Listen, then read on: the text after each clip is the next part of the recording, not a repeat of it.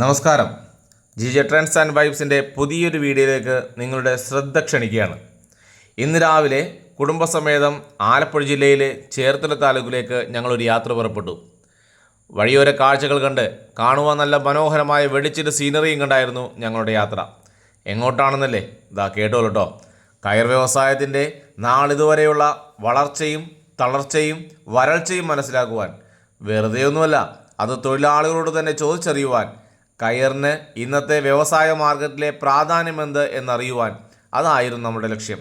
ഒപ്പം കയർ കൊണ്ടുള്ള ഓരോ ഉൽപ്പന്നങ്ങളും എങ്ങനെയാണ് ഉണ്ടാവുന്നത്, അവരുടെ പ്രയത്നം എല്ലാം കാണാം ഈ ഒരൊറ്റ വീഡിയോയിലൂടെ. പക്ഷേ ആരും സ്കിപ്പ് ചെയ്യാതെ ഫുൾ വീഡിയോ കാണണം കേട്ടോ. കയർ വ്യവസായത്തിന് നൂറ്റാണ്ടുകളുടെ സമ്പന്നമായ ചരിത്രമുണ്ട്. പുരാതന കാലം മുതൽ കേരളം, പ്രത്യേകിച്ചും കിഴക്കിൻ്റെ വെന്നീസ് എന്നറിയപ്പെടുന്ന വനങ്ങളില്ലാത്ത ജില്ല എന്നറിയപ്പെടുന്ന ആലപ്പുഴ ആഗോള കയർ ഉൽപ്പാദനത്തിൻ്റെ കേന്ദ്രമായിരുന്നു. സ്വാതന്ത്ര്യത്തിന് മുൻപ് തന്നെ കേരളത്തിൽ കയർ ഉൽപ്പന്നങ്ങൾക്ക് നല്ല ഡിമാൻഡായിരുന്നു. ആദ്യ കാലഘട്ടങ്ങളിൽ റോമിലേക്കും ഗ്രീസിലേക്കും കേരളത്തിൽ നിന്ന്, പ്രത്യേകിച്ച് ആലപ്പുഴയിൽ നിന്ന് കയർ ഉൽപ്പന്നങ്ങൾ കയറ്റുമതി ചെയ്തിരുന്നു. കേരളത്തിലെ ചേര സാമ്രാജ്യത്തിൽ കയർ ഉൽപ്പാദനം അഭിവൃദ്ധിപ്പെട്ടെങ്കിലും പോർച്ചുഗീസുകാരാണ് കയർ നിർമ്മാണത്തിന് ആവശ്യമായ നൂതന രീതികൾ കേരളത്തിന് പരിചയപ്പെടുത്തിയത്. തുടർന്ന് ഡച്ചുകാരും ബ്രിട്ടീഷുകാരും കയറിന് വേണ്ടത്ര പരിചരണം നൽകിപ്പോന്നു. സുഗന്ധ വ്യഞ്ജനങ്ങൾ കയറ്റുമതി ചെയ്യുന്നത് പോലെ തന്നെ കയർ ഉൽപ്പന്നങ്ങൾക്കും കയറ്റുമതി ചെയ്തിരുന്നു. സ്വാതന്ത്ര്യാനന്തര ഇന്ത്യയിൽ കയർ ഉൽപ്പന്നങ്ങൾക്ക് വൻ ഡിമാൻഡായിരുന്നു ഉണ്ടായിരുന്നത്.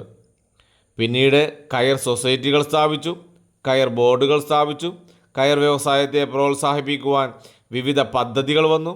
എന്നാൽ ഇന്ന് കയർ വ്യവസായം വംശനാശം വന്നുകൊണ്ടിരിക്കുന്ന ഒരു കൈത്തൊഴിലായി മാറിക്കൊണ്ടിരിക്കുന്നു.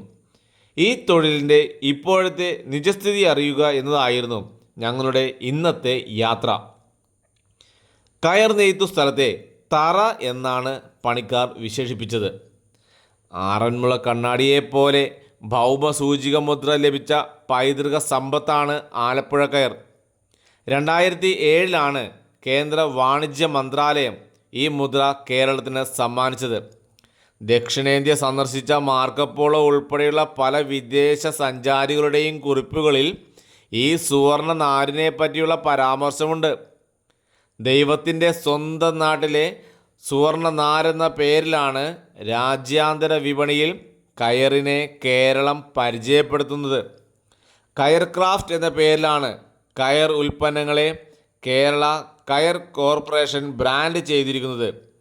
കയറിൻ്റെ കഥകൾ തേടിയുള്ള, കയറിൻ്റെ ചരിത്രം തേടിയുള്ള യാത്ര തുടങ്ങുന്നു.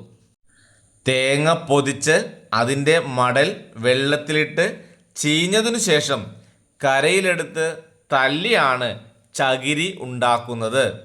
പിന്നീട് കയറുണ്ടാകുന്ന ജോലികൾ തുടങ്ങുന്നു. ആവശ്യാനുസരണം ചകിരിയെടുത്ത് മടിയിൽ അടുക്കി വെച്ചതിനു ശേഷമാണ് കയർ നിർമ്മാണ പ്രക്രിയ ആരംഭിക്കുന്നത്. പണ്ട് കാലങ്ങളിൽ കയർ വിരിക്കുവാൻ റാഡാണ് ഉപയോഗിച്ചിരുന്നത്. എന്നാൽ ഇന്ന് യന്ത്രങ്ങളുടെ കടന്നുവരവ് ഈ മേഖലയെയും സ്വാധീനിച്ചിരിക്കുന്നു.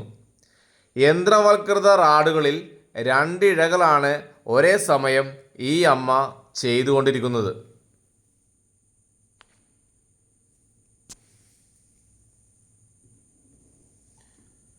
ദൂരം കൂടുന്തോറും കൈകളുടെ അകലം കൂട്ടിയാണ് ജോലി തുടരുന്നത്.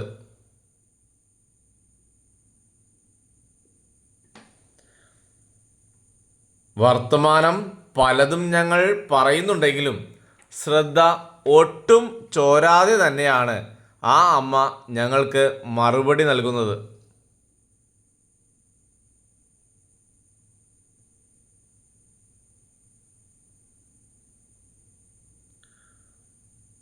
ഒരു കയറിൻ്റെ നീളം ഏകദേശം എത്തിയതിനു ശേഷം 2 ഇഴകളും കൂട്ടി ഒറ്റ കയറാക്കുന്ന പ്രക്രിയ തുടങ്ങും.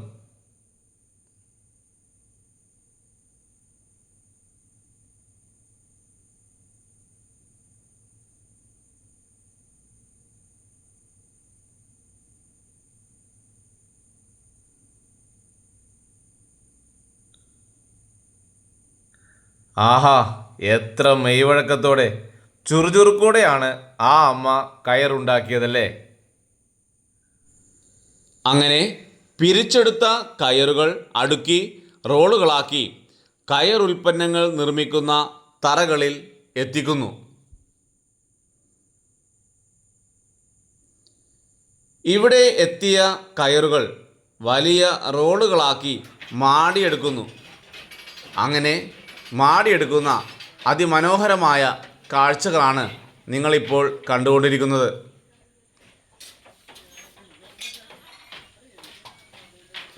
ശേഷം ഓരോ കയർ ഉൽപ്പന്ന നിർമ്മാണ വിഭാഗങ്ങളിലേക്ക് ഇത് നൽകുന്നു.